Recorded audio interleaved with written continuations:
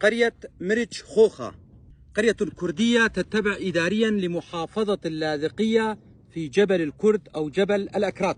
من عشائر الجبل موشان، عوجان، كيخية، شيخان، وفيهم رشوان أيضا. موشان أي أنهم قدموا من مدينة ومنطقة موش الكردستانية في شمال كردستان بين قوسين تركيا، وكيخية كي متأتي من الشخص ذو المكانة العالية.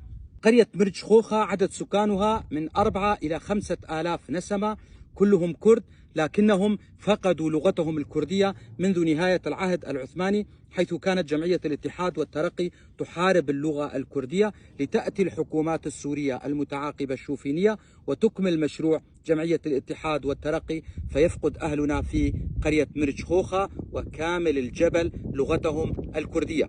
يعمل أهالي قرية مرج خوخة بالزراعة ويشتهرون بزراعة أشجار التفاح.